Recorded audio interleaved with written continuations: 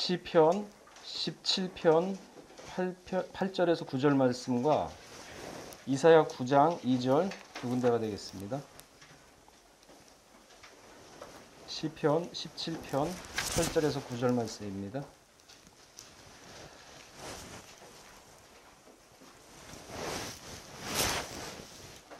나를 눈동자같이 지키시고 주의 날개 그늘 아래 감추사 나를 압제하는 악인과 나를 에워싼 극한 원수에게서 벗어나게 하소서.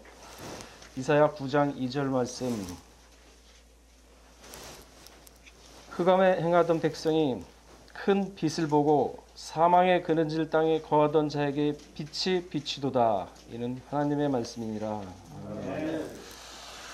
오늘 말씀을 상고할 제목은요, 주의 그늘과 사망의 길. 주의 그늘과 사망의 길.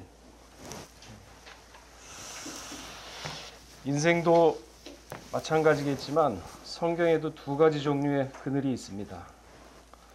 오늘 본문에 나오는 주의 그늘과 그리고 사망의 길이죠. 우리 사람은 누구나 행복하고 마음 편하게 살기를 원합니다. 그러나 우리가 다 알듯이 인생은 고해의 바다라 그랬습니다. 고해의 바다. 모세는요, 시편 90편 10절에 보시게 되면은 강건하면 80을 살지만 그것도 수고와 슬픔과 고난뿐이라고 고백하고 있습니다. 맞습니다. 아담 타락으로 인하여 인간은 가시와 엉겅퀴 같은 삶을 살아갈 수밖에 없죠. 그럼에도 불구하고 하나님을 의지하고 말씀을 의지하는 자에게는 이 모든 수고를 대신 짊어진다라고 마태복음 11장 28절에는 말씀하고 있습니다. 수고하고 무거운 짐진 자들아 다 내게로 오라. 내가 너희를 쉬게 하리라. 죄짓고 타락한 아담의 후의 인생들, 이들에게 평강과 안락의 손길을 지금 우리에게 뻗으면서 어서 잡으라 하고 내밀고 있습니다. 근데 우리는 살아가면서 이 손을 뿌리칠 때가 너무나도 많죠. 아니, 때로는 알면서 뿌리칠 때도 있고 또한 모르고서 뿌리칠 때도 있습니다. 스스로가 사망의 그늘을 선택하면서 그 길에서 벗어나지 못하고 사는 것이 우리 인생인 것이죠. 그렇다면 이런 고난과 이런 슬픔이 왜 우리에게 있느냐, 그 원인을 시편 107편 10절에서 11절은 말씀하고 있습니다. 우리 한번 찾고서 다 같이 한번 합독하도록 하겠습니다. 시편 107편 10절에서 12절 말씀.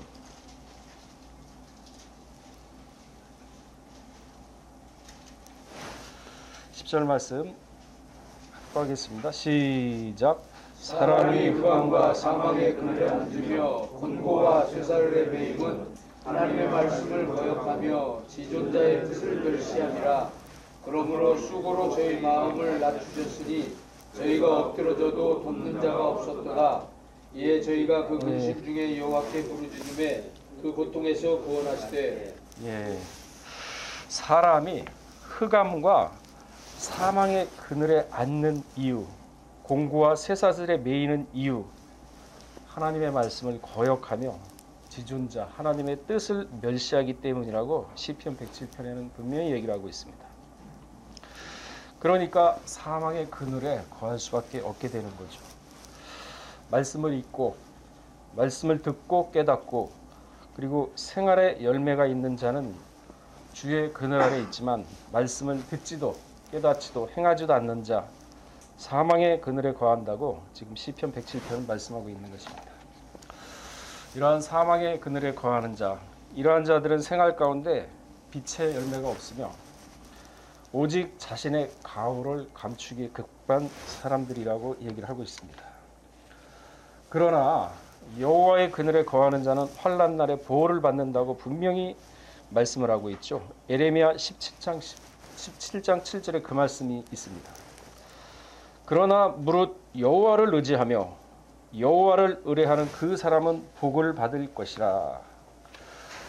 나훔 1장 7절에도요. 여호와는 선하시며 환난 날에 산성이시라. 그는 자기에게 피하는 자들을 아시느라 그랬습니다. 하나님은 영이시죠. 우리 마음을 감찰하시죠.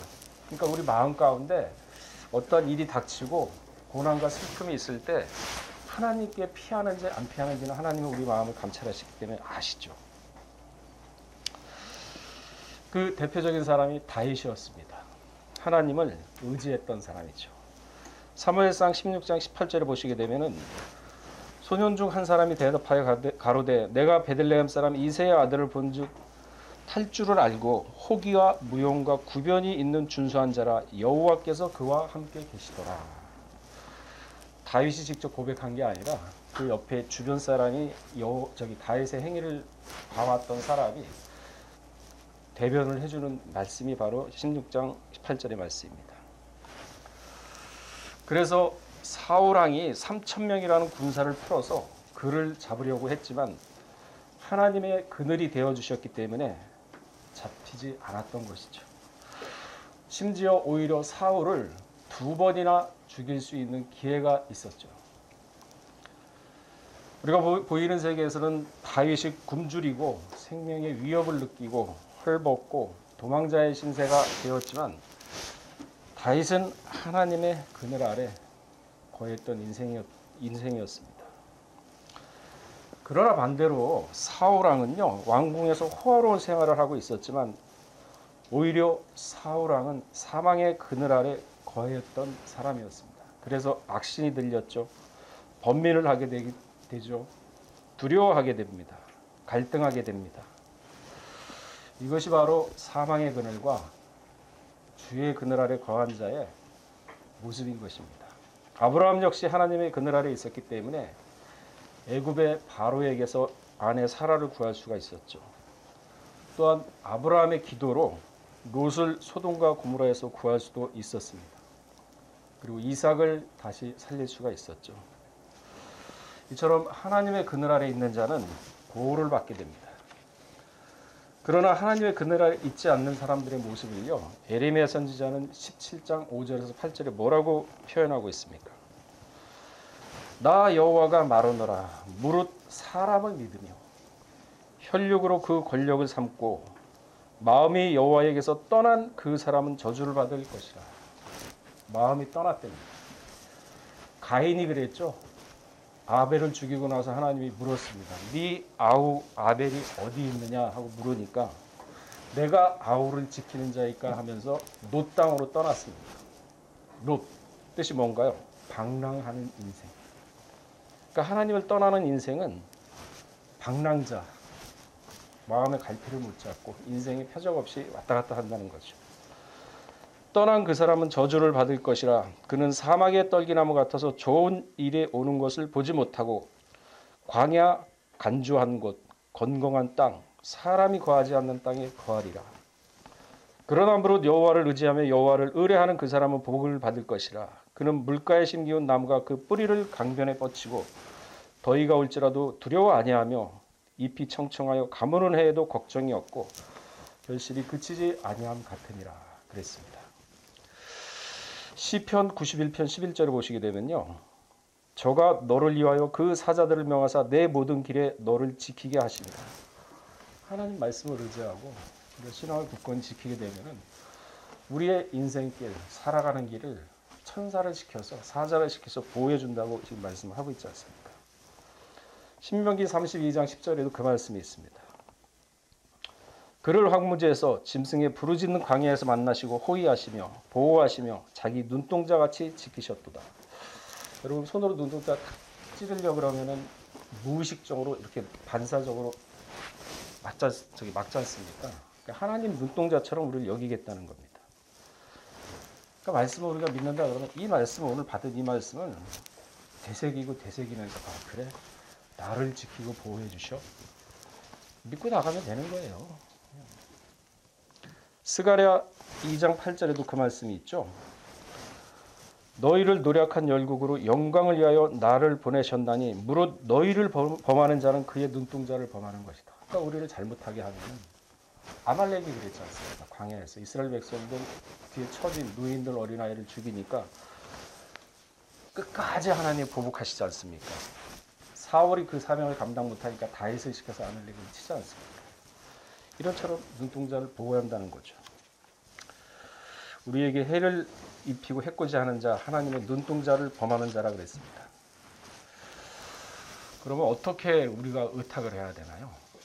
누가복음 23장 46절에 보시게 되면요, 예수께서 큰 소리로 불러 가라사대 아버지여 내 영혼을 아버지 손에 부탁하나이다, 이 말씀을 하고 운명하시니라 그랬습니다. 예수님은요, 병든 자를 치료하고 또한 안진뱅이를 일으키고 죽은 자를 살리는 하늘의 권세를 가졌습니다. 그럼에도 이 땅에 있을 때에는 자신의 능력과 그러한 권세를 갖다가 믿지 않고 자신의 영혼을 하나님께 의지하고 맡긴 것입니다. 그렇기 때문에 죽음에서 부활하시고 하나님의 우편에 지금 계시다고 얘기를 하는 것이죠. 그러한 능력과 그러한 권세를 가지고 있음에도 자신을 믿지 않았습니다. 하나님께 영혼을 의탁했어요. 그럼 우리 영혼도 죽으면은 분명히 하나님이 책임져 주신다 그랬는데, 살아가면서 하나님께 영혼을 의지하면은 인생까지도 의지 못하겠습니까? 할 수 있죠. 마태복음 10장 28절 보시게 되면요, 몸은 죽여도 영혼은 능히 죽이지 못하는 자를 두려워하지 말고 오직 몸과 영혼을 능히 지옥에 멸하는 자를 두려워하라 그랬습니다. 우리가 살아가면서 사람에 의해서 많이 좌지우지 되지 않습니까? 두려워하고.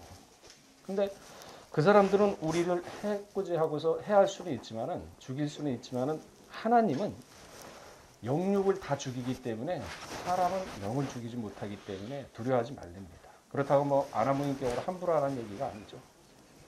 좌우로 치우치지 말고 중심을 잡으라는 얘기죠. 결론적으로 잠언서 3장 5절에서 6절까지 말씀을 보시게 되면요, 너는 마음을 다하여 여호와를 의뢰하고 내 명철을 의지하지 말라 그랬습니다. 너는 범사의 그를 인정하라. 그리하면 내 길을 지도하시리라. 그러니까 마음을 다하고 여호와를 의뢰하고 내 명철을 의지하지 말라. 그러면서 범사의 그를 인정하라. 범사 뭔가요? 1분 1초라도 하나님의 말씀을 의지하고 말씀대로 상고하고 말씀대로 사는 삶을 얘기하죠. 2022년 한 해는 이제 우리에게 새로 주어진 새로운 시간입니다.